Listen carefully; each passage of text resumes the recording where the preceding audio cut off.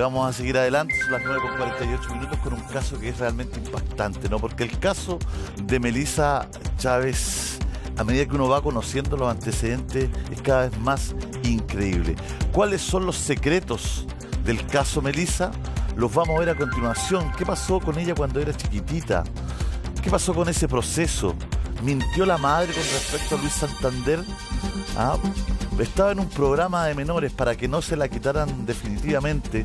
Estuvo 17 meses en un programa para menores para poder recuperarla. Ahí le mintió a la justicia, a las autoridades, diciendo que ya no tenía nada con Santander, que ya se habían separado. También le mintió a la familia. ¿Qué dice el ex suegro? Tenemos una entrevista exclusiva con el ex suegro de Mirta. Bueno, tenemos muchos antecedentes nuevos, los secretos del caso Melissa, en el siguiente informe de Over Madrid.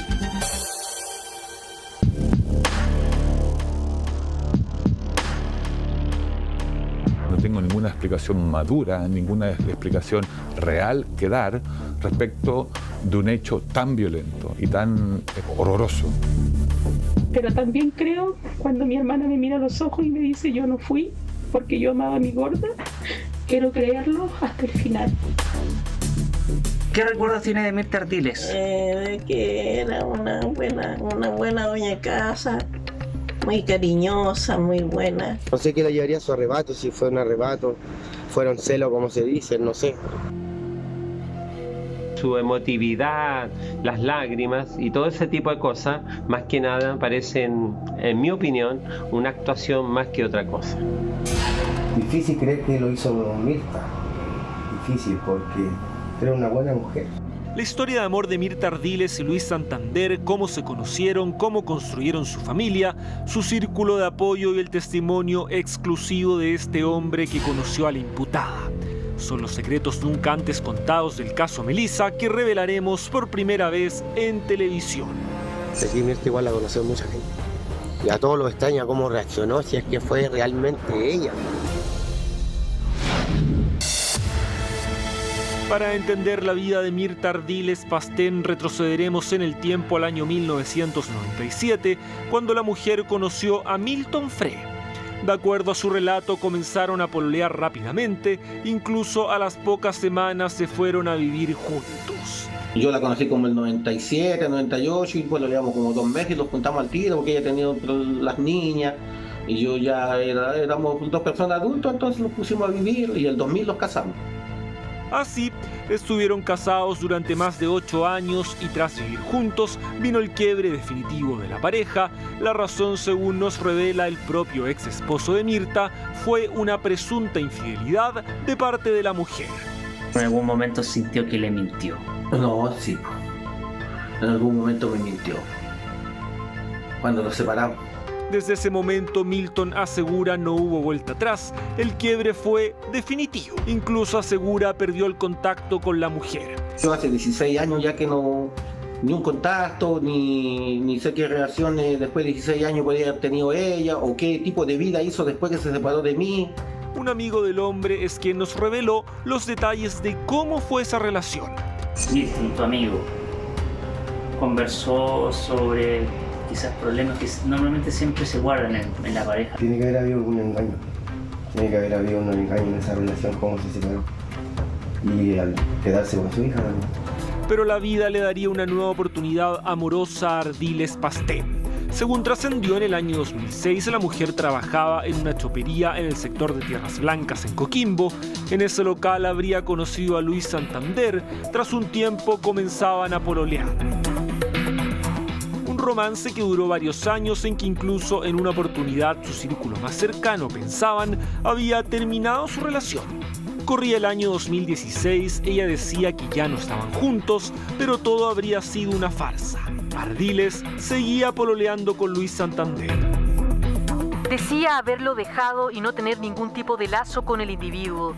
Todos le creyeron, pese a que, según reconoció con posterioridad la propia Mirta, nunca terminó con Luis Santander. Se trasladó a vivir con Luis Santander nuevamente a la parte alta de Coquimbo, con Melissa y el niño más pequeño. Según consta en un reportaje del diario El Día, durante los años siguientes la relación de la pareja, al menos para el entorno más cercano, se veía sin ningún problema. Siempre juntos. Luis, Mirta, su hija Melissa y el hijo que la pareja tuvo en común. Pero, ¿qué pasaba realmente cuando se cerraban las puertas de su casa? Siempre demostraron en lo externo ser una familia tranquila y ejemplar. Incluso así lo vieron siempre sus propios parientes más cercanos. Pero a la luz de lo ocurrido, las dudas respecto a lo que allí pasaba están instaladas. Mirta es muy cariñosa, ella es de su familia, con sus hijas, muy trabajadora, luchadora, pero lo que le digo yo, más allá uno no sabe qué pasó. Luego vendría un nuevo cambio de casa de la pareja, corría el mes de octubre de 2020, cuando Mirta, Luis y su familia llegaron a vivir al pasaje San Anacleto en la Villa Talinay, en la ciudad de Coquimbo. El poco tiempo en esa propiedad impidió que muchos de sus vecinos los conocieran más a fondo. La verdad es que nunca los conocí ni estuve hasta lo del incendio. ¿Y antes del incendio pudiste compartir o conocer o verlos a Mirta o a Luis Santander? A Mirta jamás la conocí ahora de que pasó todo esto. ¿Y a Melissa pudiste observarla, conocerla? Sí, como le decía, solamente la veía jugar con su hermanita, pero se veía como una niña normal, entre comillas, no que digamos así, le pasará algo en la casa, no, siempre se veía con sus patines, bien feliz. Según el propio relato de Luis, los cuatro eran inseparables, iban a todas partes juntos, una familia como cualquier otra, aseguraba él. Esos poquitos días que yo tenía eran para ellos, ¿ya? Nosotros íbamos a comprar, alguien quería un chupete, salíamos los cuatro a comprar un chupete. Salíamos a dar una vuelta, salíamos los cuatro. Nada hacía presagiar lo que ocurriría el fatídico jueves 26 de noviembre de 2020 con el posterior crimen de Melissa e incendio de la casa en que vivía la familia. Las especulaciones respecto a una planificación de los hechos cobran cada día más fuerza. Sí, efectivamente creo que estamos frente a un crimen planificado. Primero por la sospecha, segundo por las declaraciones de la madre, que hay una cantidad de elementos del relato que tratan de demostrar afectividad de ella hacia la menor, que prácticamente una relación muy fluida, muy buena, sin ningún drama. Y claro, y los últimos relatos que han salido a la luz pública contradicen bastante ese vínculo afectivo que ella pretende describir. ¿Qué pasaba por la mente de la pareja, hoy ambos imputados en los días previos a la muerte de Melissa? Uno que es muy común, el trastorno antisocial de la personalidad. Un trastorno antisocial de la personalidad tiene como característica fundamental la poca importancia que atribuimos al prójimo, al resto, a las otras personas. Tiene también una profunda característica de desapego a las leyes, las normas y las reglas que generan nuestro convivir, y que podría yo pensar también, decir, mira, acá estamos frente a un tipo de trastorno como este, puesto que soy capaz de inventar en mi fantasía cualquier tipo de realidad que me exima de alguna responsabilidad frente a un acto. Durante las últimas horas, el padre de Milton Frey, el ex esposo de Mirta Ardiles, habló de forma exclusiva con nuestro programa. Pienso que ella vio algo y cargó con ella. A través de su testimonio conocimos otros detalles respecto a la relación amorosa de la imputada con Milton y a cómo fueron desde su punto de vista los 8 años en que estuvieron juntos. Pero porque él llegó aquí a la casa, que una vez en una pelea que tenían, parece que él no quería que se fuera para donde ella decía que iba a trabajar, que sabía que era el negocio de sobre alcohol. Y parece que se fue nomás y él estaría con trago, no sé, con tal que le iban a prender fuego a la casa ya. Hasta ese extremo en la pelea. De acuerdo a todos estos años de relación, el ex suegro de Mirta se refiere a la personalidad de la madre de Melissa, a su forma de ser y a sus actitudes. Por ejemplo, cuando Mirta se enojaba, ¿cómo reaccionaba? ¿Cómo tomaban ustedes las cosas? No la vi nunca con mucha alteración. No. ¿Era quizás una persona más silenciosa? ¿Se guardaba las cosas? Poco contacto. Poco contacto. Y eso tiene que ver un poco, a pesar de que estuvo casada con su hijo 8 años, tiene que ver un poco porque ella no se abrió o porque ella no generó el vínculo en 8 años con la familia con la cual, digamos, era su suegro. No, porque yo iba hasta arreglar la casa, ya yo le iba a trabajar y me atendían como cualquier persona, no vamos a decir que me atendía porque era el suegro, no, normal, no. Todo es un montaje que hacen de que iban allá al dentista, no sé, que la iba a comprar al frente, que dieron humo, que se estaba quemando, no, un cuento. Son cuentos, dice usted. Ahí está la realidad, ellos son parte de eso. ¿Qué recuerdos tiene de Mirta Ardiles? De que era una buena doña de casa, muy cariñosa, muy buena. Siempre ella nunca fue mala con su hijo, todos estaban chiquitos. No fue una mujer agresiva, nada. Yo la tengo muy buena niña. ¿Tuvo la posibilidad de conocer a Melissa? Sí, tenía como 9 años, chiquita. Y siempre graciosa, ella era muy graciosa. En el sillón grande se tiraba y hacía gracia. En una se cae y hacía suelo. Y desde le apretó la huetita, ¡pum! Y nosotros también le celebramos a ella porque era chiquita. Nosotros le celebramos. 2 veces la vimos. Fueron las únicas 2 veces, estaba muy chiquita. Hoy en tanto, en el círculo cercano del padre biológico de Melissa han sido cautos y no han querido culpar directamente a Mirta por la muerte de su hija y llaman a investigar otras aristas en torno a lo ocurrido. Creo que nos ha abierto el abanico a otras posibilidades, como estamos en un momento tan difícil, donde ha habido niñas desaparecidas y en otro caso hubo colaboración por parte de la madre. Todo eso influyó, pero sinceramente yo creo que lo de Melissa está muy lejos de la realidad. Personalmente, esa teoría no me cabe en la cabeza y por lo mismo Fiscalía debería abrir las posibilidades. Todo en medio del hermetismo respecto al paradero de Luis Santander, el mismo del que su familia desconoce dónde está, el mismo que entregó a su hijo al cuidado de la hermana de Mirta, el mismo del que se presume tendría un círculo de protección. El hecho que desaparezca del hogar familiar, considerando sus declaraciones iniciales, donde se deja ver una aspiración de justicia, se deja ver que está totalmente alejado del problema y que él es una problema afectiva, me genera mucha duda y seguramente a la opinión pública también. ¿Podrían existir amigos u otros familiares directos que lo están protegiendo? ¿Quiénes serían esas personas? ¿Por qué el imputado no da la cara públicamente? Este ocultamiento o esta distancia que se pueda tomar respecto del hecho indica de una clara manera que no se está preparado para enfrentar la consecuencia de los actos. En el barrio de la Villa Talinay, donde vivió alrededor de 2 meses, predominan las preguntas y las dudas. Lo que más llama la atención es la ausencia de Luis Santander, quien a los pocos días de la tragedia y posterior formalización de Ardiles Pastén desapareció por completo, llevándose todas sus pertenencias. Solamente un día vi que vino un camión a sacar las cosas de la casa, pero a él no estaba y de ahí nunca más se vio. Después de eso, por vecinos que me contaron, él vino a buscar sus cosas y desapareció y de ahí no se ha visto más de él.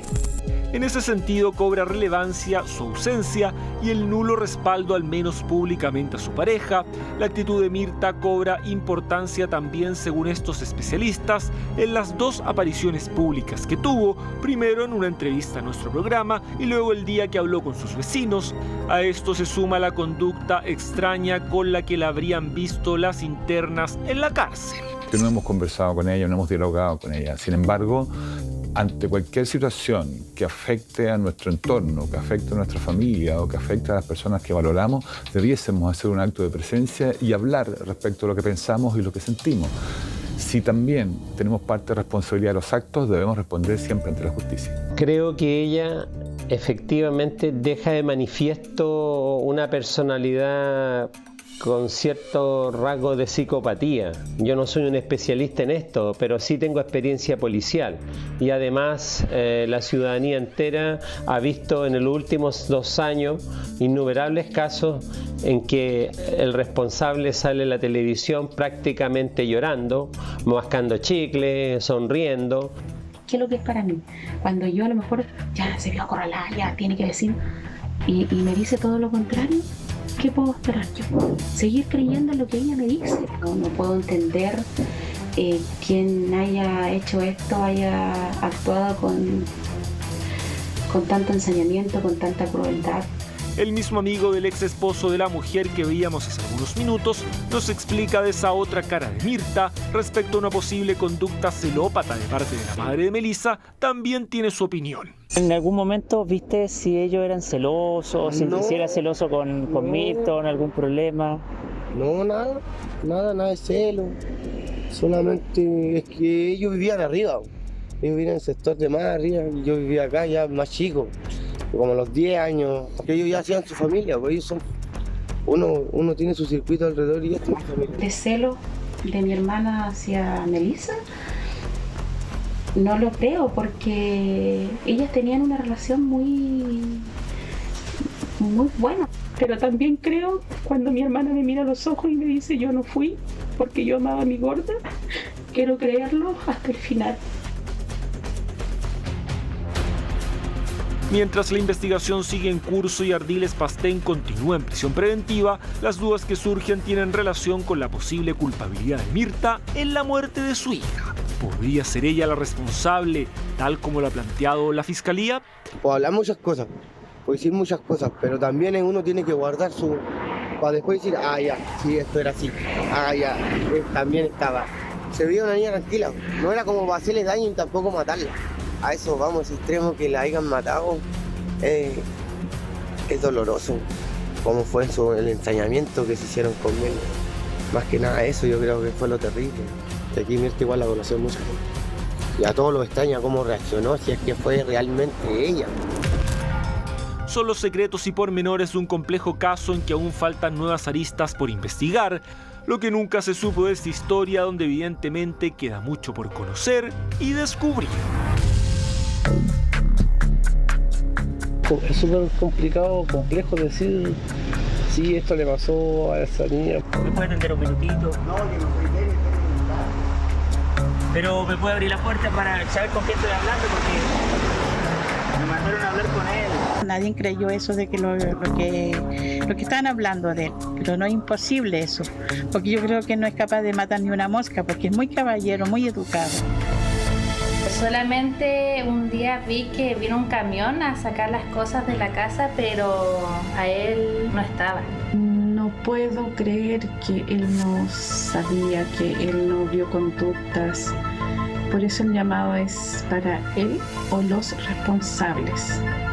Un intrincado caso, un verdadero puzzle policial y preguntas que siguen sin respuestas en el caso de la muerte de Melissa Chávez. ¿Dónde está su padrastro? ¿Qué pasó con Luis Santander tras la detención de su pareja Mirta? ¿Por qué hasta ahora no se conoce públicamente su paradero? ¿Qué ocurrió los días siguientes a esta entrevista? Porque nos hicieron un daño muy grande. Nos quitaron lo que más queríamos nosotros en esta vida, me quitaron a mi hija. Lo que se ha hablado acá es que el hombre ha desaparecido y que vino, hizo todo el espectáculo y desapareció. ¿Dónde está el hermano menor? ¿Quién tiene la tuición? ¿Dónde está el señor Santander? Porque está inubicable. El equipo periodístico de Contigo en la Mañana llegó hasta la Cuarta Región para recorrer in situ el pasaje San Anacleto de la Villa Talinay y sus alrededores, el lugar del crimen y posterior incendio en la casa de Melissa. La idea era buscar alguna pista que permitiera saber de Luis Santander, el padrastro de la menor de 12 años. Al preguntar en el sector, fueron los propios vecinos que señalaron no saber del paradero del hombre. Mira, las veces que yo he salido a comprar el pan o a trabajar, no se ha visto su presencia.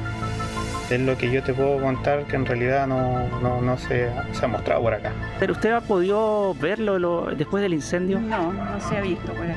Solamente un día vi que vino un camión a sacar las cosas de la casa, pero a él no estaba.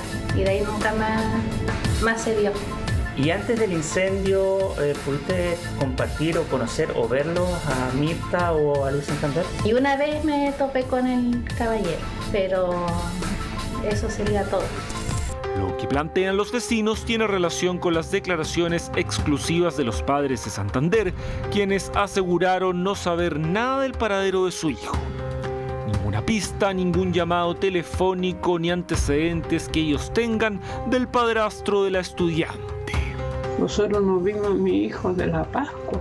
Yo creo, como madre, cómo va a tener la mente tan mal, tan si esa niñita era una niñita inocente, no le hacía mal a nadie. De acuerdo a la investigación de este caso, los primeros indicios señalan que el día del homicidio y posterior siniestro, Santander no fue situado en el lugar de los hechos porque él había salido de la casa que compartía con su pareja e hijastra mucho antes del incendio. Pese a esto, el padrastro de la menor sigue siendo investigado por una presunta participación indirecta en los hechos. Yo lo recibo con los brazos abiertos como madre, como siempre lo hacía. Pero nosotros no estamos muy seguros qué es lo que pasó.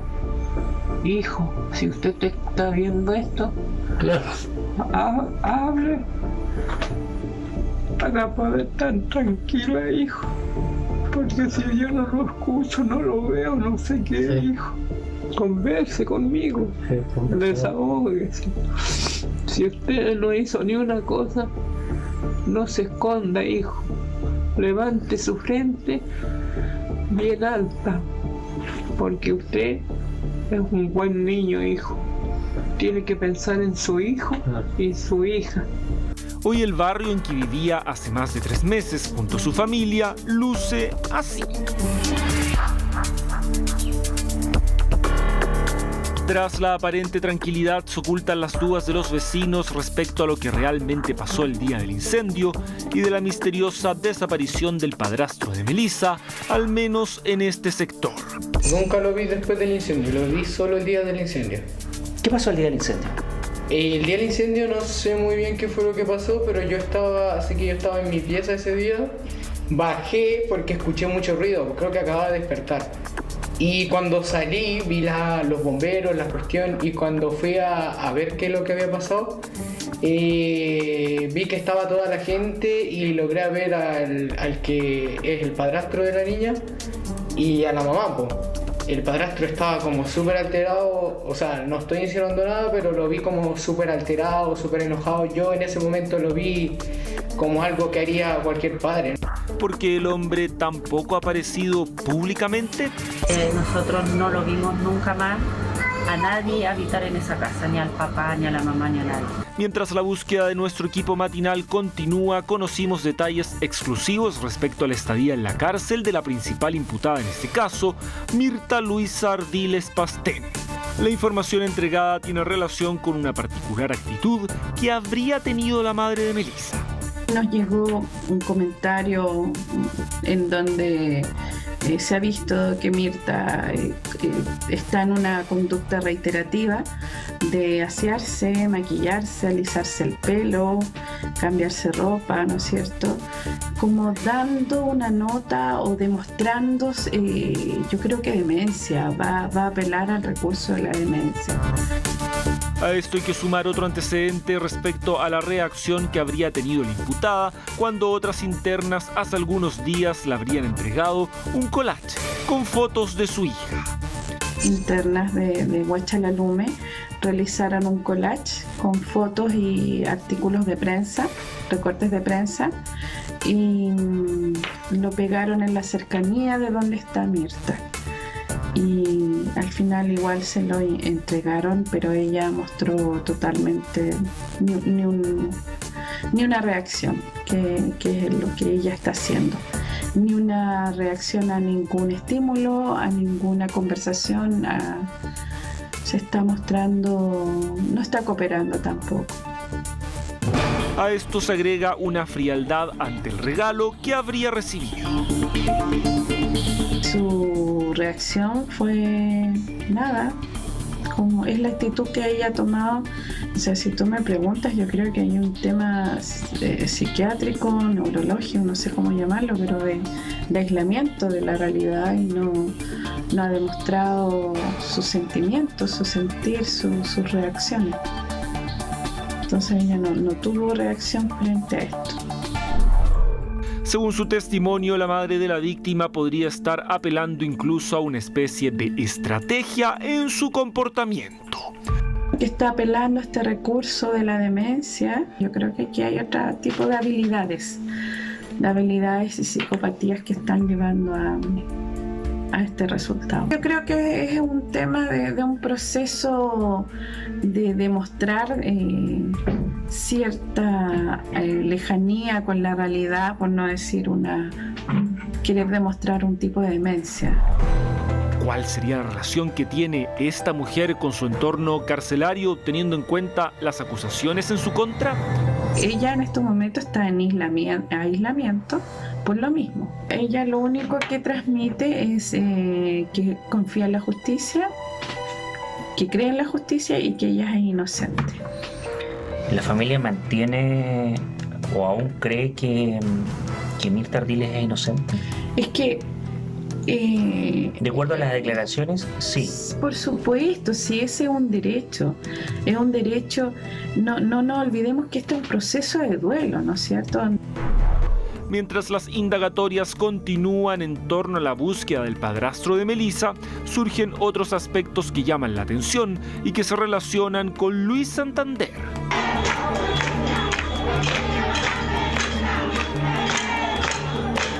No importa que los hijos se enojen con nosotros, que pasemos por vieja metida, copuchenta, no importa. Hay que estar porque el peligro está latente y está más cerca de lo que uno cree.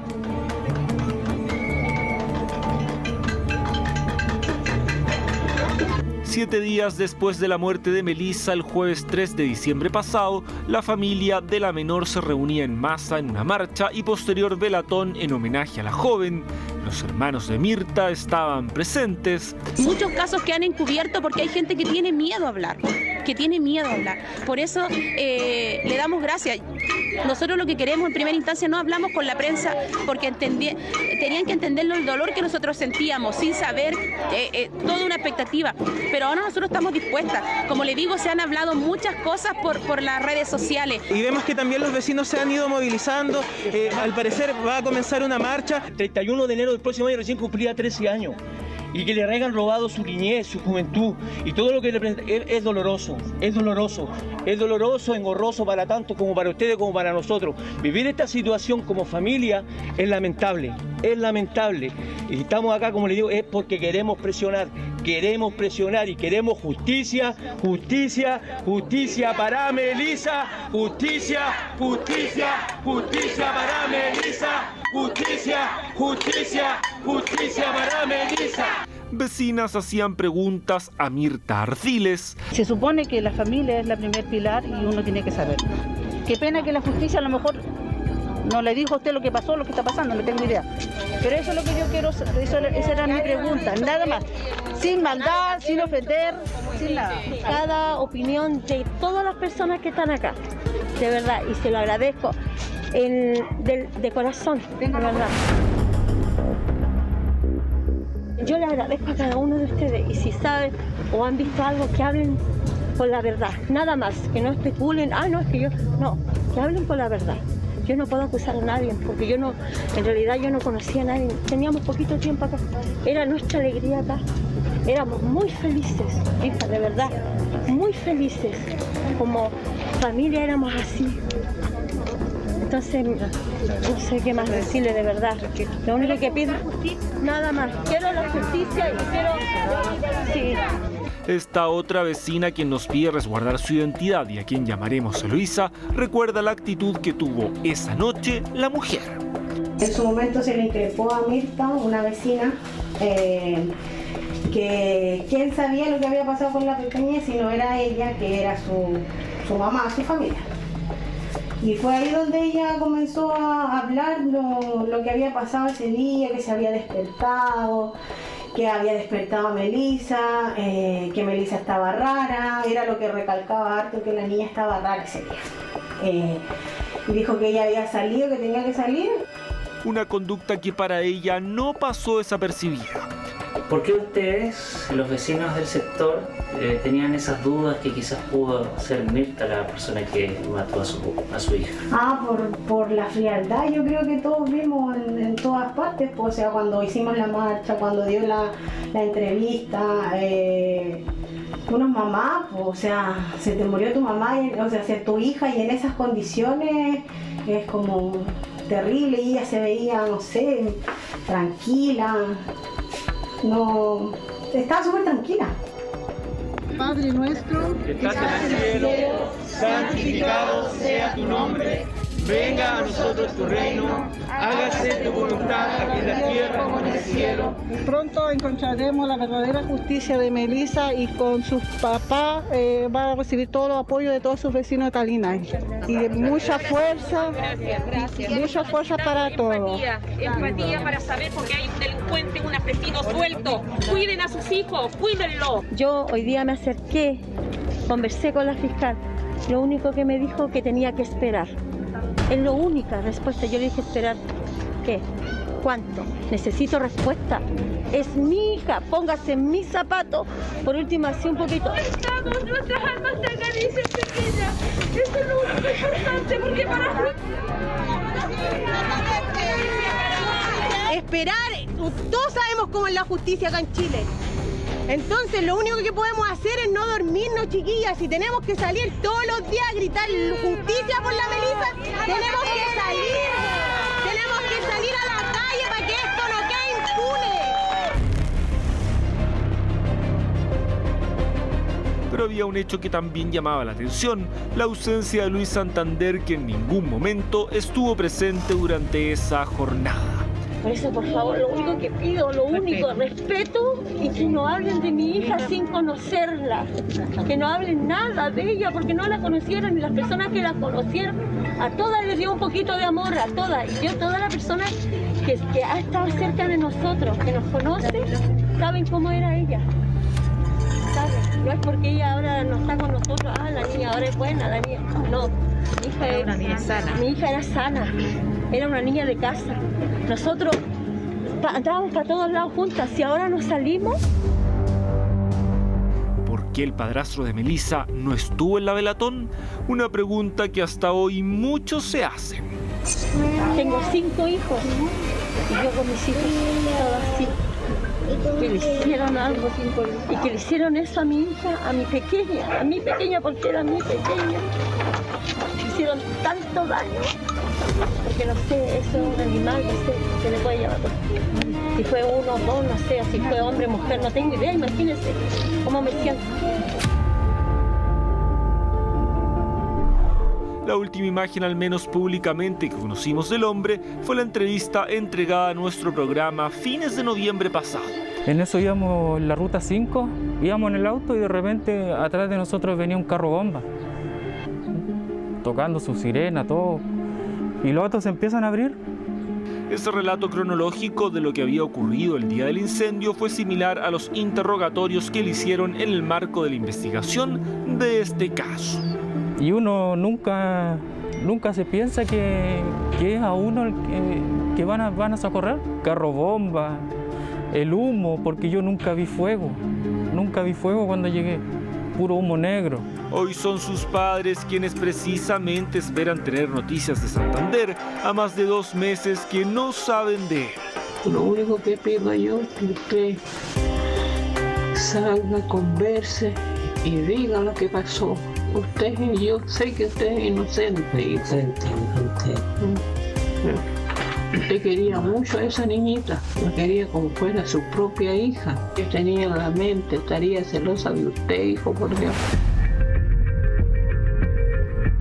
Nuestro equipo matinal se traslada ahora al sector sur de la ciudad de Coquimbo con la intención de conversar con el padre biológico de Melissa, el mismo que tuvo una relación sentimental con Mirta Ardiles, el mismo que podría entregar nuevos antecedentes de la mujer y del padrastro de la menor.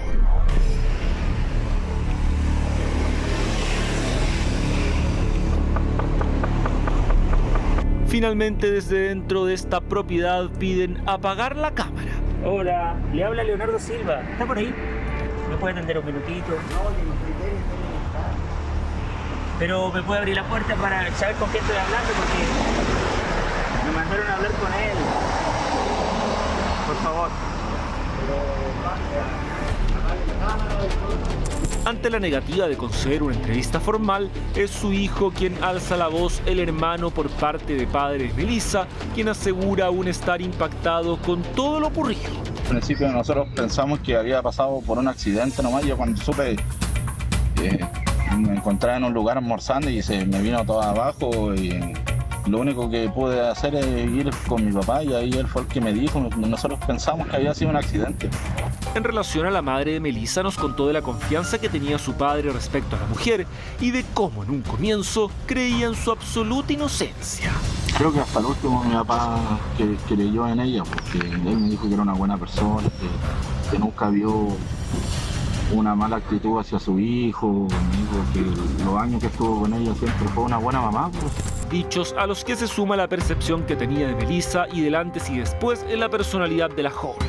Ella, desde que la conocí, siempre era bajo perfil. Bajo perfil. Ella no expresaba mucho, pero con el tiempo, cuando era más grande, ella se veía más normal, más contenta, se reía. Antes no lo hacía. Quizás el tiempo que pasó con mi papá la fue sanando cuando compartió con nosotros, pero no pensábamos que iba a concluir así las cosas. ¿Alguna vez tu padre te contó por qué Mirta se fue a vivir con ella y no se quedó con su padre biológico? Nunca me contó. Mi papá reservado con todas sus relaciones. Mi papá es cerrado. ¿Pero alguna vez tramitaron a través del juego de familia la custodia de la menor o fue una acción voluntaria? ¿Sabe qué? A ciencia cierta yo no sé nada de eso. Lo único que sabía yo que ella y mi hermana, mi papá, la pasábamos bien. Respecto al padrastro de la niña, el mismo del que ni su familia sabe de su paradero, manifestó no conocer detalles. ¿Pudiste compartir con él? Nunca. ¿Nunca pudiste compartir con Luis Santander? No lo conocí hasta ahora cuando salió en Chilevisión. Pese a todo el tiempo que llevaba la relación con Mirta. Sí, ¿Él nunca se acercó a este lugar a conversar? Nunca. Yo veía a mi hermana cuando estaba con mi papá nomás los fines de semana. Yo no había conocido nunca a la familia, ni los tíos, ni los primos, nada, hasta cuando fui al funeral de mi hermana. Ahí pude conocer que decían prima y cosas así, y decía algunas caras, pero yo no conozco a nadie. Hoy en tanto la imputada por parricidio e incendio sigue siendo investigada, luego de conocerse algunas pruebas que finalmente habrían jugado en su contra y que la tienen actualmente en prisión preventiva. Primero sale el conviviente con el niño, con el menor de edad. Salen. A los minutos sale ella. Todavía me llama la atención por qué el humo salió por la ventana adelante. Siento que esto ocurrió en el dormitorio de atrás, donde estaba la ventana abierta, la puerta cerrada. El humo echó por tierra cualquier montaje, cualquier situación que pudo haber dicho Mirta. A esto se suman las supuestas inconsistencias en el relato que habría tenido Mirta y su pareja. Que dentro de todo el daño hay acciones que uno no puede desestimar, de que el humo salió por delante y fue lo que le dio la temporalidad y la ubicó dentro de la casa cuando Melissa falleció. Pero de comprobarse su autoría en la muerte de la menor, ¿podrían existir otros involucrados? No habría actuado sola, dice su ex esposo durante más de 8 años, luego de romper el silencio en esta entrevista a Contigo en la Mañana. A lo mejor va a ser muy fuerte lo que voy a decir, pero yo digo que ella no lo hizo sola. Ella no lo hizo sola, dice usted. No lo hizo sola. Y yo no quiero dar más declaraciones a ese punto, pero es lo que pienso. ¿Ella era muy celosa en su relación? No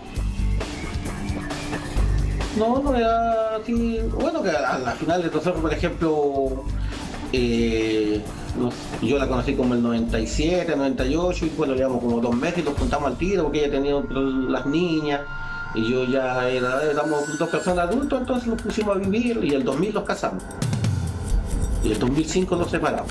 Entonces fue como muy poco el trayecto que vivimos.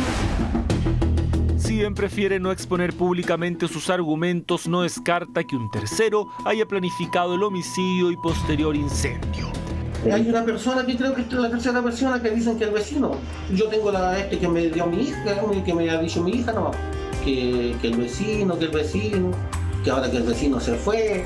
Para la familia de Mirta, la hipótesis de un tercer implicado aún no ha sido descartada.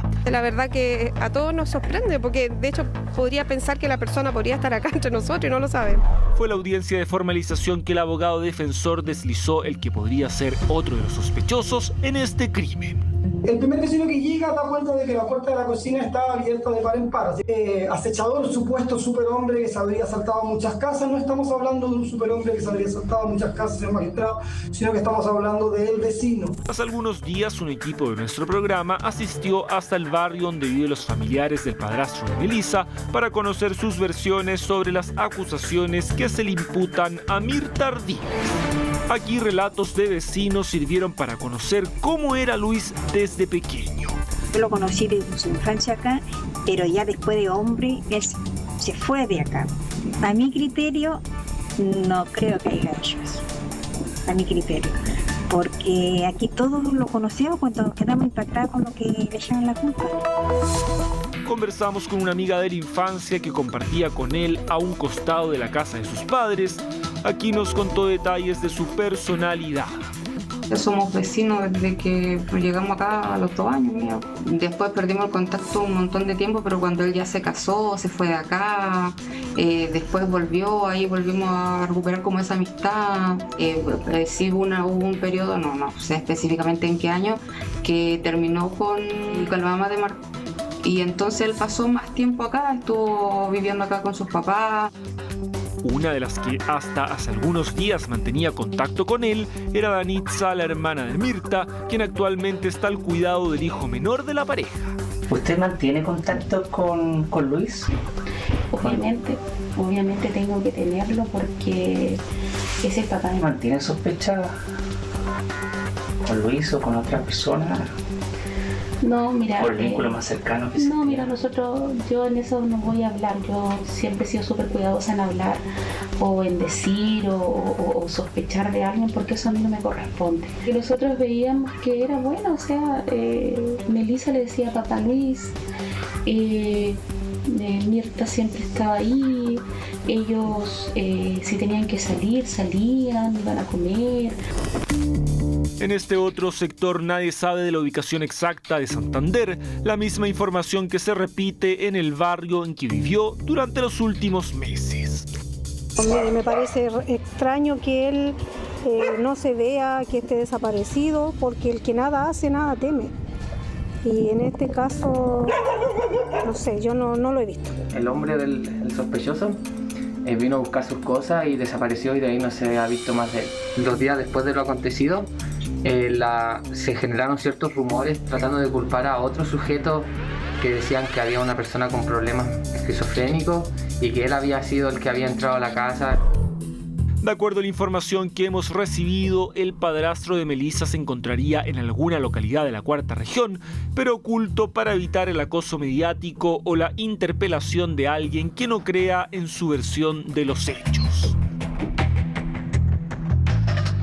Vivo de hecho en el mismo pasaje y estamos bien afectados porque acá igual el sector no había ocurrido algo similar, nos afecta harto y bueno, después de lo ocurrido no se supo más de la persona y en verdad no sabemos nada.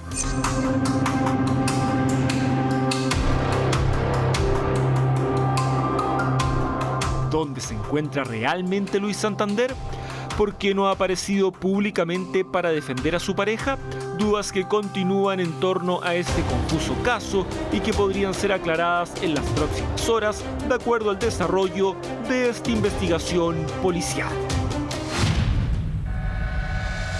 Cada opinión de todas las personas que están acá, de verdad, y se lo agradezco de corazón, de verdad. Que la vamos a apoyar en todo, yo creo. Yo vivo 2 cuadras más allá, no sé. Hija, yo hoy día me acerqué, conversé con la fiscal, lo único que me dijo que tenía que esperar. Es la única respuesta, yo le dije esperar, ¿qué? ¿Cuánto? Necesito respuesta. Es mi hija, póngase en mis zapatos. Por último, así un poquito. Entonces, yo... Melissa, y aquí estamos con nuestro corazón sororo, hija. Aquí estamos, nuestras almas te acarician, pequeña. Eso es lo único importante, porque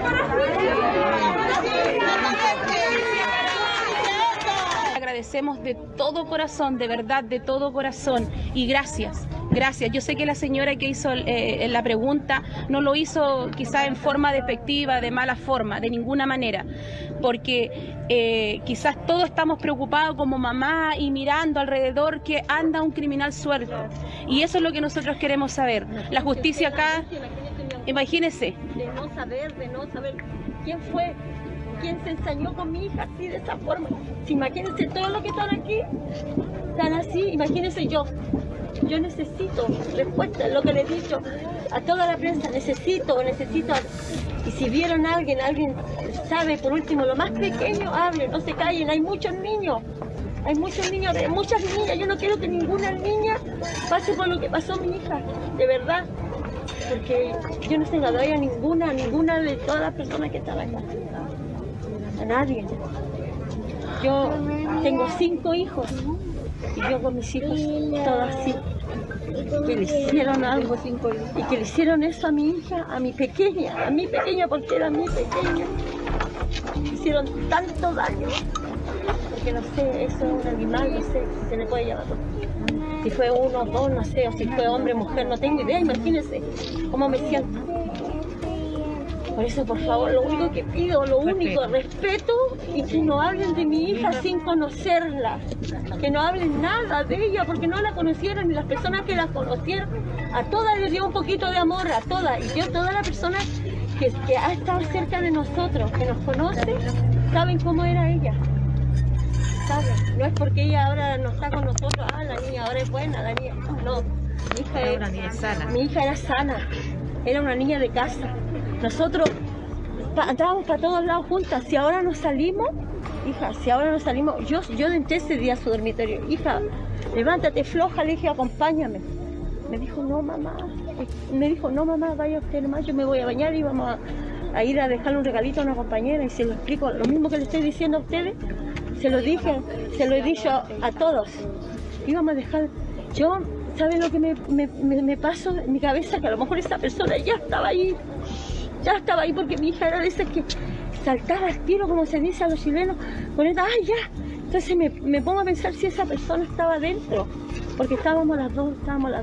El papá de mi hijo había salido porque tenía que llevar a mi otro bebé a inyectarse, a ponerse las vacunas que le corresponden en el colegio. Y al llegar acá igual, imagínense el dolor al llegar y ver todo, está carabinero, está bombero, y mi otro hijo recibió todo eso. Imagínense que mi bebé me dice, yo no quiero volver allá. Mi hermana no salió, mi papá gritaba para que la sacaran, mi hermana no salió. Entonces, imagínense el dolor. ¿Me entienden? Yo le agradezco a cada uno de ustedes, y si saben o han visto algo, que hablen con la verdad, nada más, que no especulen, que hablen con la verdad. Yo no puedo acusar a nadie, porque en realidad yo no conocía a nadie, teníamos poquito tiempo acá, era nuestra alegría acá, éramos muy felices, hija, de verdad, muy felices, como familia éramos así. Entonces, no sé qué más decirle, de verdad, lo único que pido, nada más, quiero la justicia, sí. No tenemos celular, no tenemos nada a ver, que si habíamos tenido números de él, alguna cosa, ya lo habíamos llamado, pero no tenemos ni una cosa de él. Nada. Y él tampoco nos llama, no tenemos nada. ¿Qué vamos a hacer? Esperar nomás. Esperar que llegue un día aquí nomás. Esperar que llegue él, que golpee la puerta y llegue a la casa. Yo creo, como madre, cómo va a tener la mente tan mal, tan si esa niñita era una niñita inocente, no le hacía mal a nadie. ¿Por qué ella iba a hacer eso con su propia hija? no estaba loca, estaba en sus 5 sentidos. Si para acá venía normal. Si para acá venía normal. Claro, nos conocíamos bien. Llamaban, estaban aquí, me almorzaban todo. Iban a la feria, me dejaban aquí los niños. Yo los recibo con los brazos abiertos como madre, como siempre lo hacía. Pero nosotros no estamos muy seguros qué es lo que pasó. Hijo, si usted está viendo esto, claro, hable para poder estar tranquila, hijo. Porque si yo no lo escucho, no lo veo, no sé qué, hijo. Converse conmigo, desahóguese. Si usted no hizo ni una cosa, no se esconda, hijo. Levante su frente bien alta, porque usted es un buen niño, hijo. Tiene que pensar en su hijo y su hija, que lo necesitan, hijo. Lo único que pido yo es que usted salga, converse y diga lo que pasó. Yo sé que usted es inocente, hijo. Inocente. Usted quería mucho a esa niñita, la quería como fuera su propia hija. Yo tenía en la mente, estaría celosa de usted, hijo, por Dios. No están seguros si fue mi hijo o fue la mamá, no están seguros. No, el niño no. Llegan y dicen las cosas así nomás, y llegan nomás. O yo llego a tener miedo de ir a comprar, porque lo primero que dicen, mire, ella es muy cocuroca, dijo, pero ellos no saben cómo está uno por dentro. Él casi no pasa acá. Entonces ya dije, yo voy para allá. En ese momento ellos se van. Entré a la pieza de la Meli, ahí conversamos y le dije porque se levantara, que me acompañara, no quiso. Me pongo a pensar, no sé si podía haber en ese momento habido alguien en la pieza, que no, porque ella no quiso acompañarme, porque nosotros andábamos para todos lados juntas, para todos lados. ¿Te llamó la atención? Ahora, porque nosotros éramos así, íbamos a comprar abajo, íbamos juntas y de repente en algunas ocasiones iba al frente a comprar un poquito más arriba de los negocios, pero nosotros para todos lados andábamos juntas. Entonces, en ese momento ella me dijo, no mamá, vaya usted nomás, no quiso. Entonces igual yo digo, no sé, me pongo a pensar, porque como fue todo así, como todo muy, si habría alguien ahí dentro en ese momento, y no me di cuenta, no miré. ¿Pero notaste algo raro en ella? ¿Algo de susto? ¿Algo extraño? Miré, lo único miré que ella estaba tapada así. Estaba tapada así y estaba tapada con su cobertor y su camita desordenada, porque igual ella era desordenada para dormir, se daba vuelta y se destapaba a un lado. Cuando dormíamos juntas ella a veces se daba vuelta, me destapaba a mí, era desordenadita para dormir. Pero ese día ella estaba así y me dice, no mamá, dice, vaya usted, yo me voy a bañar y la espero para después, para que me acompañe a dejar el regalito a la Kim. Y de ahí yo bajé, fui a echarle comida a los perros, porque teníamos los perros, le eché comida. Incluso barrí un poco el patio, la caquita de los perros, de ahí le eché agüita, todo, y me devuelvo. El patio, hay una puerta así que uno la cierra. Lo que sí, yo no puse el pestillo arriba de la puerta, porque hay un pestillo, le hice así nomás. Y de ahí salgo y llego a la puerta, y antes de irme yo le grité, hija, me voy, le grito así yo. Y ella me dice, ya mami, vaya nomás. Pero dice, ya mami, ella siempre me decía, ya mami, vaya nomás. Y yo me fui, pues yo al salir igual empujé la puerta, porque igual a veces esa puerta se abría, se iba como, no sé, como que tenía un poquito como que se abrió. Entonces yo empujé la puerta para que quedara bien cerrado. Yo no salí con llave, porque como estaba ella ahí, no salí, no dejé nunca en ningún momento con llave. yo salí nomás, cerré la puerta, salí y empujé porque ella estaba adentro. Entonces yo dije, después vuelvo y le golpeo nomás. Y ahí salgo, voy al frente a retirar una plata para ir a hacer mi diligencia. Y en todo eso yo le pregunté a la señora, incluso yo me acuerdo porque había mucho viento ese día. Y yo le digo a la señora, hoy tanto viento que conversamos así, interactuamos un poquitas palabras. Sí, yo le pregunto, ¿tiene para retirar? Sí, saqué plata. Y en ese mismo momento yo estaba marcando al Didi para que me fuera a buscar, porque yo iba a ir en un Didi y yo iba a volver, la cosa era ir y volver todo rápido. Ya llegó a los pocos momentos el Didi cuando me voy, y yo cuando iba saliendo, venía entrando carabineros, yo vi una patrulla de carabineros.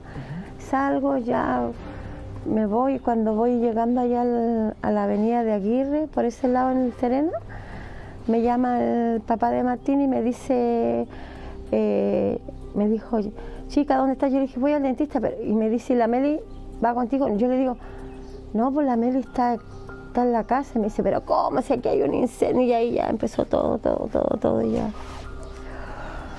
Y ahí yo escucho que él empieza a gritar, a decirle que estaba la niña arriba y ya, y ahí yo lo único que en ese momento se me hizo como que había sido un largo viaje de llegar a la casa. Cuando llego ya, de ahí le dije, llegué, quería entrar y a él el carabinero lo redució, lo pasaron porque igual trató de entrar, no pudo. En un momento yo traté de entrar y no pude tampoco, no pude. Y ahí recuerdo que le dije a un carabinero que por favor me dijera la verdad si mi hija estaba bien. Yo pensé que estaba quemadita, nunca pensé que estaba fallecida. Yo dije, no me dejan verla porque está quemadita, pero nunca me imaginé que mi hija podía estar muerta. ¿Qué te dijo el policía en ese momento? Me afirmó, me dijo que mi hija había fallecido y que estuviera tranquila, que su cuerpecito, yo me recuerdo porque me dijo lo único que tienes que estar tranquila, que su cuerpecito está intacto, porque yo pensé que ella estaba quemada. Yo pensé en el momento y dije, la niña se quemó, y yo en ese momento de verdad pensé que era un corte, a lo mejor ella se puso, no sé, a hacer algo y hizo un corte, no sé, muchas cosas, pensé que era un corte. ¿Nunca pensaste lo que vino después? No, jamás pensé. Yo después cuando me tocó ir a declarar, ahí me dijeron que mi hija había habido otra persona o habían habido un tercero que la había matado, había asesinado. Y ahí yo dije no. Fue como un segundo duelo. No podía. Era una cosa que yo digo, pero ¿cómo? No, y que le habían pegado estocada y cosas así. No, yo en el momento yo decía no. Salí incluso, ese día estuvimos hasta casi las 4 de la mañana dando declaraciones. Después la fiscal igual me dijo lo mismo. Ellos igual me dijeron, no, sí fue. Hasta el momento es horrible, de solo escuchar de la forma que se enseñaron con mi niña, no. ¿Por qué? ¿Quién podría odiarme? Yo no tengo enemigos, yo no tengo... o alguien la estaba espiando. No sé. No me cabe en la cabeza. ¿Cómo le habrían matado a Melissa? A mí me dijeron que le habían pegado en su cabecita, me dijeron estocadas en su cabecita, es lo que me dijeron. Y ahora cuando fuimos al médico legal, que yo ahí también la vi, porque yo quería despedir, porque yo ese día cuando hubo el incendio yo decía, yo necesito ver a mi hija, yo le pedía por favor que me dejaran, no me dejaron entrar a la casa. Y yo ese día, después cuando fui a ver a la Amelia ahora el día martes que la entregaron, ahí recién yo me convencí que la había matado, porque yo hasta el último momento pensé que podía, quizá me hice eso para no sentir tanto dolor, porque es terrible saber que mataron a tu hija, es terrible, yo no se lo doy a nadie, ni ¿quién ¿Por qué? No sé. Entonces... Mirta, y acá la pareja en realidad también, ¿cómo sienten también que hayan versiones que apunten a ustedes mismos? Mucho dolor, porque hay gente que habla que ni siquiera nos conoce, ni siquiera se han acercado, se han preocupado de decir. Yo creo que la gente aquí especula muchas cosas. Y yo lo único que pido a todas esas personas que hablan, que se acerquen a mí, que yo soy su mamá, y lo hablen conmigo. Si ellas me culpan, y les digo que si yo tengo culpa, sí, fue de dejar a mi hija, pero también hay muchas mamás que dejan a sus hijos solos, salen a trabajar el día a día y sus hijos quedan por horas solitos en la casa. Y el otro tema que es por el COVID, que nosotros, aunque igual nosotros salíamos con la Meli y Martín con el tema del COVID, veníamos para mi hermana con la mascarilla, todo con todos los protocolos, porque uno allá va a los negocios, que los niños no se acerquen acá, que no entren los niños al negocio, filas para comprar. Entonces lo menos posible era de salir con los niños a la calle. Yo a Martín casi nunca lo saqué, al más chiquitito de la casa, por el tema del COVID, porque era más chico. Yo si nosotros salíamos era con Meli, cuando salíamos a veces quedaba su hermana en la casa o quedaba una amiga que es como su abuela, quedaban con ella cuando yo tenía que venir a la posta, hacer cualquier trámite, que ir al colegio. Todo, siempre había una persona en la casa, nunca quedaron expuestos a estar solos. Si ese día yo digo, ¿por qué justo ese día? ¿Por qué no pude? ¿Por qué no la llevé? ¿Por qué? No me cabe en la cabeza. Mirta, para ir terminando, sí. Te quiero preguntar con la mirada también de los medios de comunicación. Un poco lo decías recién también, pero ¿qué le pedís, digamos, también a los medios? Que por favor, que si ellos quieren saber algo, se acerquen a nosotros como familia. Yo de principio no quería, porque yo no quería ensuciar con todo esto a mi hija. Yo no quería que se formara un circo de todo esto, porque lo que yo estoy viviendo como mamá es un dolor horrible, y lo único que le pido, que si quieren saber algo, se acerquen a nosotros como familia. Tengo mi hermana que es como su segunda madre, toda una vida al lado mío. Ella es la que está ahí todo viendo esto, porque para ella igual ha sido muy doloroso. Para todo en general. Entonces yo lo único que les pido a todos, que si quieren saber algo de la Melissa, que se acerquen a nosotros y nos pregunten. Igual a todas las personas que han hablado de Meli, que la niña era acá, que por favor se reserven opiniones, se lo pido. Porque mi niña, déjenla que ella descanse en paz. Y si justicia tiene que haber. Tarde o temprano yo sé que tiene que haber justicia y tiene que haber un culpable. Esa es la última que te quería preguntar. Sí. ¿Qué te parece que va a ocurrir con este caso? ¿Qué esperan que ocurra? Espero un culpable, espero que haya un culpable o los culpables o porque no sabemos si es hombre o mujer, no sabemos. Entonces necesito un culpable, necesito saber por qué se ensañó con mi hija. Necesito, lo pido. Y a todas las personas que dejen a mi hija descansar tranquila, que no hablen de ella. A mí no me interesa que hablen de mí, no me interesa, porque yo no conozco a las personas. Yo siempre he sido una mujer que no estoy preocupada de los demás, siempre he sido una mujer con mi círculo de familia. He tenido, como todas familias, altos y bajos y problemas, pero lo he sabido resolver a mi manera. He sufrido como madre, porque he sido una madre que ha tenido que luchar mucho en la vida, mucho. Y las personas que me conocen, toda persona que me conocen sabe que es así. Saben, y toda mi lucha era solamente para mis hijos, solamente para ellos. Y si he luchado antes con mis hijas, con mi otra hija, seguiré luchando con Melissa hasta las últimas consecuencias. Bueno, esto no lo voy a dejar así, yo voy a luchar hasta las últimas consecuencias.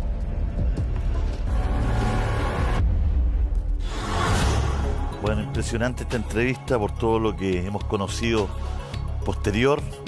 Precisamente lo que dijo la Fiscalía, se está investigando, no hay culpables, pero es bien impresionante, ¿no? El relato de la madre de Melissa Chávez, principal sospechosa para toda la Fiscalía, para la investigación, también para los investigadores, para las policías, según lo que hemos ido conociendo también a través de filtraciones, ¿no es cierto?, de la misma investigación.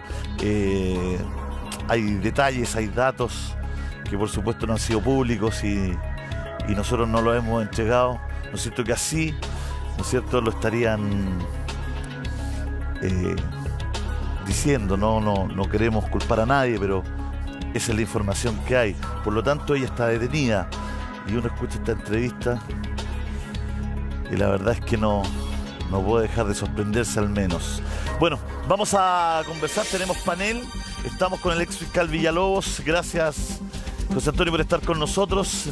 Estamos con Guillermo Free, papá de Milton, que Milton fue pareja, ¿no es cierto?, de la mamá de Melissa Chávez por varios años. Milton, ¿no es cierto?, Guillermo Free, que es el papá de Milton, precisamente está con nosotros. Por mucho tiempo la conoció a la madre de Melissa para ayudar a entender un poco. Escuchábamos en la nota que había muy buenos recuerdos también de la madre de Melissa. Así que vamos a ir conversando, vamos a ir desmenuzando todo aquello. Se nos va a sumar Cristian Garrido y se nos va a sumar una vecina también para este panel. Vamos a partir con el fiscal Villalobos, ¿ah? Vamos a partir con el fiscal Villalobos. Fiscal, a ver, Luis Santander es la gran duda de este entramado, vamos a llamarle así. Somos bien cuidadosos con el lenguaje acá, a veces nos demoramos un poquito más en buscar las palabras porque por el horario además, ¿no es cierto?, no podemos contar los detalles, también porque no hay ninguna persona, ¿no es cierto?, la que ya haya sido culpable por la justicia, sino que está todo en un proceso de investigación. Hay acusaciones, hay imputados, hay formalización, pero por supuesto todavía el juicio no ha terminado. Entonces tenemos que ser igual cuidadosos. Lo que sí somos prudentes e informamos es que todas las filtraciones, los datos que hay, las acusaciones, las pruebas, ¿no es cierto?, llevan al camino de la madre de Melissa y por eso está detenida, ¿no?, hasta que se cumplan estos días de investigación.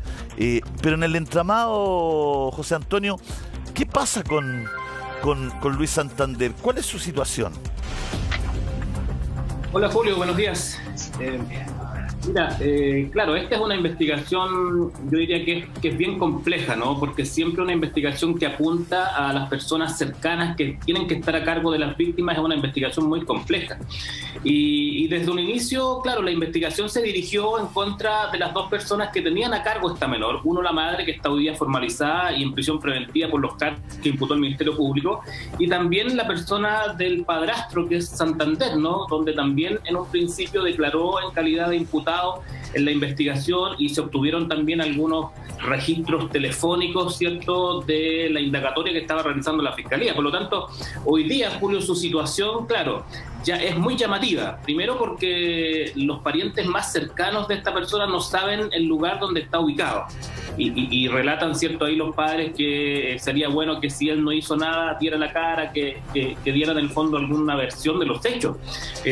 Me parece que si las personas cercanas no saben dónde está ubicada una persona es una cuestión muy compleja para la investigación. Yo creo que debiéramos esperar todos que la Policía de Investigaciones de Chile, que también lleva a cargo esta investigación en conjunto con la Fiscalía, por lo menos tenga información, ¿cierto?, del paradero y la ubicación del domicilio donde él debe estar ubicado, porque cuando uno tiene la calidad de imputado en una investigación, cuando tú prestas una declaración en calidad de imputado, la ley te exige que tú fijes un domicilio cierto, preciso y determinado, y que sea un domicilio existente.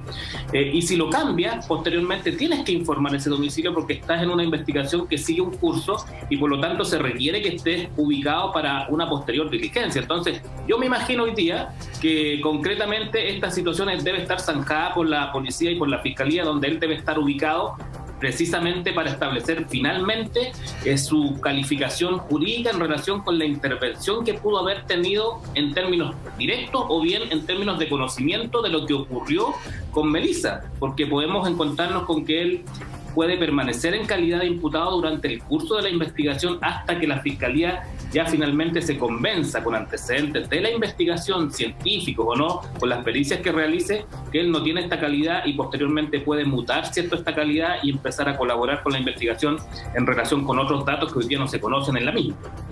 José Antonio, vamos a conversar con Guillermo Frey, suegro de, bueno, ex suegro, ¿no? Suegro por mucho tiempo, hoy ex suegro de Mirta, madre de Melissa Chávez. Guillermo, te agradecemos, agradecemos la gentileza, agradecemos que converses con nosotros hoy día. Vamos a hacer un pequeño corte, un pequeño alto, pero vamos a volver contigo para escuchar tu testimonio. Quédese con nosotros, vamos a seguir adelante con el caso de Melissa. Tenemos invitados a conversar, precisamente hablábamos con don Guillermo Frey, papá de Milton, que fue pareja por mucho tiempo de la madre de Melissa Chávez. Don Guillermo va a conversar con nosotros precisamente de este caso. Estamos conectados con la Cuarta Región, además estamos con el ex fiscal Villalobos conversando. Ya se conecta con nosotros Cristian Garrido, investigador también de la policía, y vamos a estar con una vecina. Guillermo, muchísimas gracias por estar con nosotros, por conversar con nosotros. ¿Qué recuerdos tiene usted de la madre de Melissa? ¿Cómo la recuerda? Yo la recuerdo como una esposa con altos y bajos en los tiempos de los años que ellos estuvieron juntos. En comportamiento. ¿Cómo alto y bajo? Si pudiera ser más específico, Guillermo. Sí, alto me refiero a que tenía sus tiempos que se portaba bien en la casa, los bajos, muy salidora, le gustaba ir a los trabajos, a muchas partes. A veces con la declaración de marido y a veces sí. Entonces, esos son los que yo noto como altos y bajos. ¿Qué le ha parecido toda esta situación, Guillermo? Todo lo que ha pasado, todo lo que se ha sabido, que ella esté detenida. ¿Cómo ha sido para usted? Mire, conmovedor, muy conmovedor, porque sobre todo el caso que le pasó a ellos, este joven que debiera estar en este momento dando explicaciones, está desaparecido, y eso me encuentro yo que no debiera ser, porque él, más que nada, si tanto dijo en el primer día de que lo entrevistaron a él, que se veía que lloraba, si tanto quiso a su hija, entonces, como decía el hija, ¿por qué no está presente entonces, buscando también, ayudando a... José Antonio, bueno, hay muchas dudas con respecto a esto. Conversamos primero del paradero de Luis Santander, que seguramente es un paradero desconocido para su familia, para los medios de comunicación, pero entendemos que no así para la justicia. Uno entiende que acá hay que ir separando también quién perpetró el hecho, ¿no es cierto?, cuál fue el móvil, y también después todo lo que ocurre posterior, que tiene que ver con el encubrimiento, ¿no? Me imagino que la policía y ustedes los fiscales, usted como ex fiscal, ustedes los fiscales, van trabajando también en esos distintos momentos, ¿no? Claro, Julio, yo creo que la investigación está aún muy reciente. Como dices tú, la investigación tiene un objetivo, que es identificar a los autores, a los cómplices y a los encubridores probables de este crimen. Entonces, hoy día la investigación está dirigida en contra de 2 personas inicialmente, que son las personas que tuvieron el contacto más inmediato, ¿cierto? Y que estaban a cargo de la víctima. Y por lo tanto, hoy día hay una persona sindicada como autora directa del crimen, dado que se le ha vinculado incluso científicamente a la ejecución del crimen. Entonces, esa persona hoy día está en prisión preventiva porque el tribunal estimó que los cargos estaban sustentados con pruebas, con antecedentes que la Fiscalía llevó, y por lo tanto convencieron al tribunal que esos antecedentes ameritan que ella tiene intervención en este crimen con una probabilidad muy alta de condena, ¿cierto? Son antecedentes muy relevantes para mantenerla privada de libertad. Y luego tenemos la otra arista, que es la persona que compartía en el fondo la vida con la menor y también con ella, que estaba en la casa habitación, pero que sale antes, ¿cierto?, del descubrimiento del crimen. Y yo creo que aquí hay un tema clave que lo hemos hablado también en otras oportunidades, Julio, que es precisar seguramente la data de la muerte de la víctima. Porque ahí hay un punto muy importante que tú puedes corroborar, ¿cierto?, desde el momento en que sale la persona que está individualizada como el padrastro de la víctima, y hacer incluso pericias científicas con los minutos en los cuales ocurre, con las fijaciones fotográficas del video que existe y el seguimiento que hay de esta persona que posteriormente se dirige a otro lugar. Entonces, si tú logras, con el antecedente científico que he señalado anteriormente, lograr vincular a esta persona como que estaba en el lugar de los hechos, a lo menos en el momento de la comisión, podrías tener un elemento relevante en ese instante para proceder seguramente de la misma forma que has procedido con la madre, es decir, formalizar la investigación y dirigir también los cargos en contra de esta persona para que enfrenten finalmente esta imputación que es de suyo grave en la forma en que se cometió el crimen. Y si no es así, bueno, los antecedentes, por cierto, darán cuenta que puede haber otro tipo de intervención, ¿no? Una complicidad o tal vez un encubrimiento, como decías tú antes, dado que probablemente tenía algún conocimiento de lo que podría haber ocurrido o lo que iba a ocurrir, y ahí hay una complicidad, ¿cierto? Una conexión probablemente con la madre para dar alguna versión distinta, para ponerse de acuerdo en alguna versión. Entonces, todas esas aristas creo yo, Julio, que la Fiscalía debiera estarlas trabajando, pero seguramente está esperando resultados científicos para corroborar finalmente la versión de él, la versión de la madre, y esto unirlo a otros medios probatorios que probablemente también tiene la investigación. A mí me llama mucho la atención, Julio, uno ha escuchado varias veces el testimonio, ¿no? El de la madre, incluso del padrastro, y hay ahí también varios elementos que son bastante llamativos. ¿Cómo cuáles? Se daba cuenta que era prácticamente una familia muy unida, que salían siempre los 4, que no la dejaban sola. Prácticamente daban cuenta que no había ningún conflicto en el interior de la familia, y nos hemos enterado, ¿cierto?, también a través de los avances de la investigación, que también habían denuncias incluso de abuso respecto de la menor. Entonces, hay una historia ahí, creo yo, más o menos oculta, que no es la que se transmite, ¿cierto?, en estas declaraciones. También me parece muy llamativo. ¿No te parece de pronto también que las declaraciones, las pocas que hay, no la exclusiva que tenemos nosotros de Luis Santander, esta otra declaración de la madre, esta conversación, ¿no te parecen demasiado similares las respuestas? Son similares, y ahí tú puedes vislumbrar seguramente algún tipo de conexión o acuerdo, ¿cierto?, en las versiones que tenemos que entregar. Y ese es un elemento también que seguramente la Fiscalía está manejando, porque la Fiscalía los entrevistó, ¿cierto? Y ahí yo creo que también es un elemento importante que siempre hemos reiterado. Al parecer aquí la fiscal los entrevistó junto con la policía, que es una diligencia súper importante. Cuando el fiscal toma de propia mano la investigación junto a la policía, se obtienen mejores antecedentes. No cuando derivas tú la diligencia en términos exclusivos a la policía. Cuando tú te involucras, ¿cierto?, como fiscal, como el persecutor a cargo de la investigación, junto con la policía, obtienes muchos mejores resultados que cuando tú delegas la diligencia.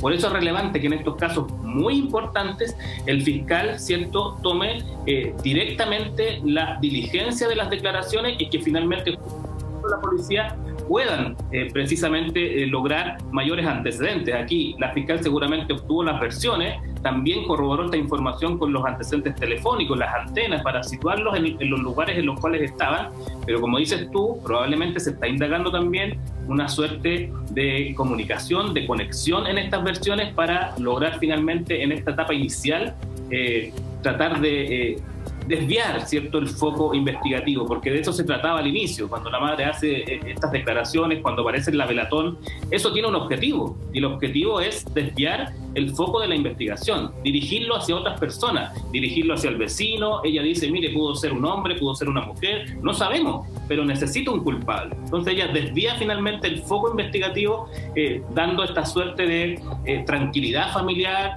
de felicidad familiar, que según los antecedentes que conocemos no es tal.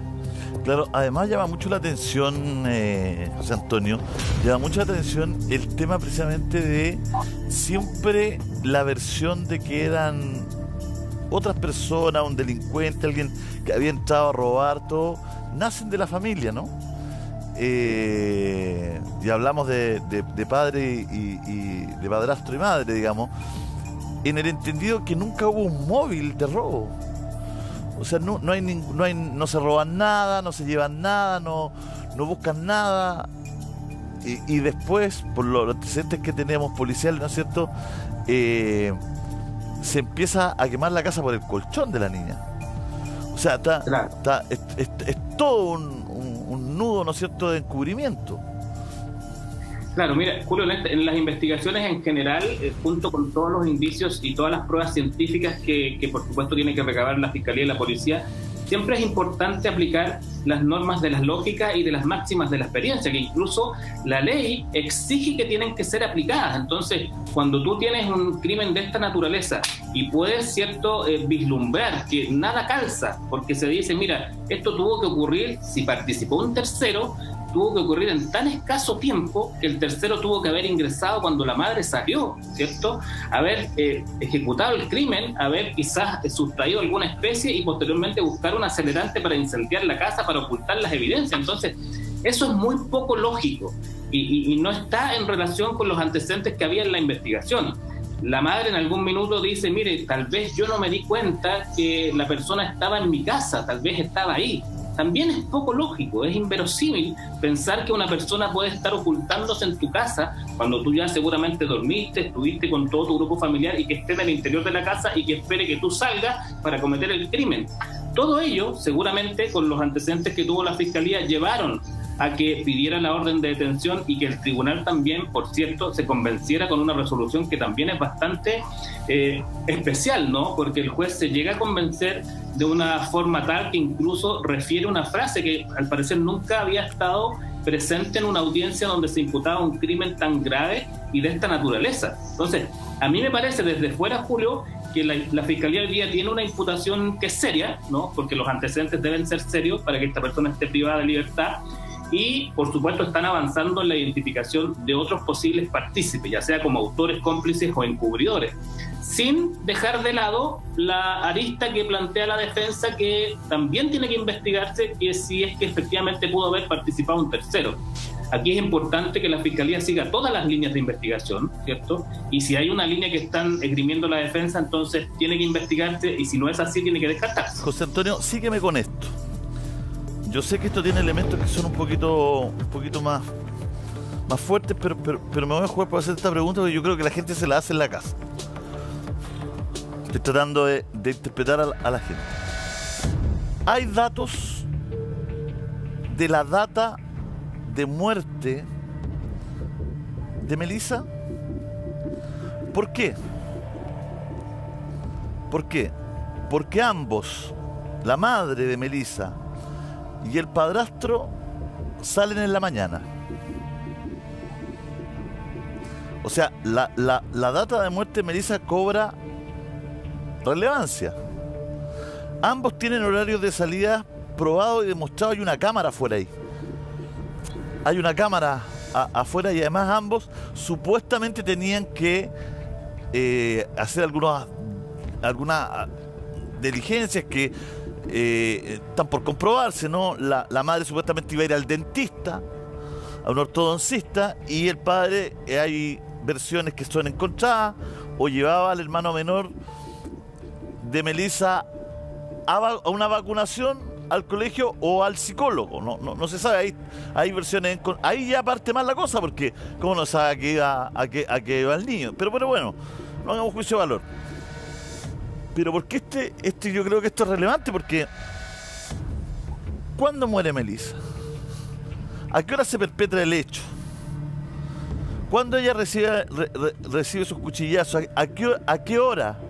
¿Tiene que ver ese horario con el horario donde empieza el incendio? Ese dato es fundamental. ¿Ese dato cuánto demora?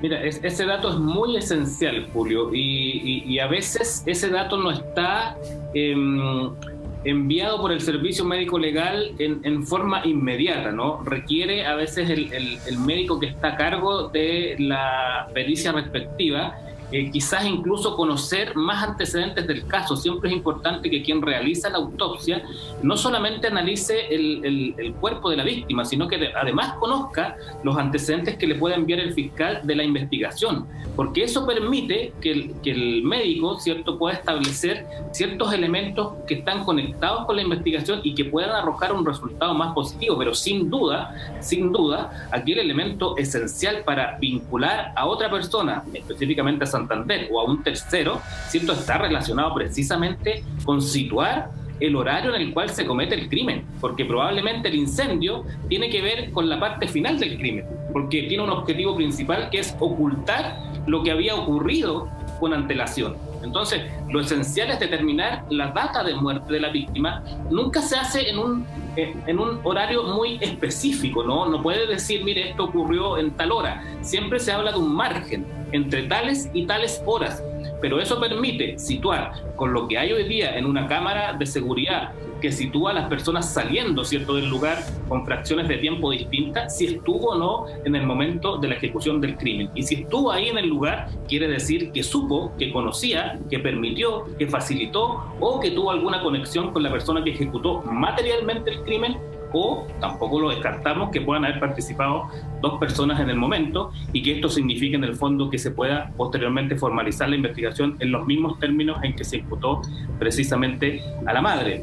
Las versiones de, como dices tú, claro, o iba al dentista o iba al psicólogo, también es una cuestión importante de dilucidar, porque también habla de planificación, ¿te fijas? O sea, ¿eso lo idearon en el minuto en que ocurrió el crimen o estaba planificado quizás de la noche anterior? ¿Qué es lo que íbamos a hacer? ¿Qué es lo que íbamos a decir? Quizás sabían que había una cámara de seguridad que los iba a situar saliendo en horario distinto, posteriormente hacer un trámite en particular, y si eso está preparado con antelación, tenemos un crimen mucho más grave, ¿cierto?, porque hay una planificación previa, una premeditación que finalmente termina con la muerte de una víctima absolutamente desamparada y vulnerable frente al sistema y frente también a quienes debían hacerse cargo de ella.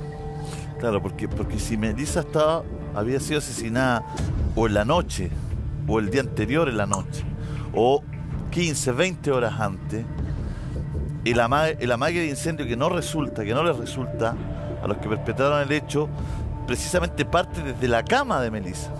No es que se incendió un tubo o que se incendió una cuestión más allá, ¿no? Al parecer hay acelerantes involucrados además. No resulta, porque los vecinos actúan rápidamente, llega bomberos rápidamente, no resulta, y queda al descubierto el crimen. Entonces, por eso es tan relevante saber, porque no es lo mismo que el hecho hubiese ocurrido en el momento y hubiese ocurrido lo del incendio, a que este asesinato hubiese llevado varias horas ya de perpetrado. Bueno, son preguntas que estamos haciendo. Estamos con el fiscal Villalobos, estamos con el ex suegro de la madre de Melissa Chávez acá conversando. Son las 11:23. Seguimos adelante con este caso, ya vamos a enganchar más invitados. Fiscal, hay una cosa que queda dando vuelta de lo que usted dice, porque ¿cómo? A ver, nos ha pasado en varios casos, ¿no?, que a veces hay situaciones tan evidentes que son de sentido común, pero hay que llevarlas a una prueba. ¿Cómo se trabaja eso? Porque una cosa es decir, oye, mira, esto es bien evidente, pero nos pasaba en el caso Ámbar, ¿no? Era bien evidente la participación de la madre. Usted decía aquí, a mí me parece muy raro que ella no esté, ¿no es cierto?, formalizada como culpable y no como testigo protegido, ¿no?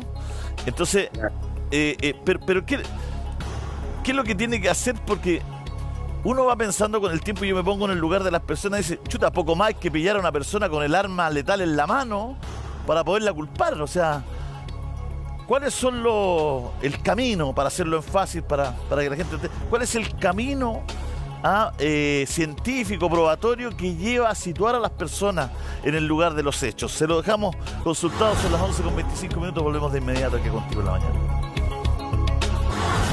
Bueno, volvemos, le dejamos planteada una interrogante al ex fiscal Villalobos.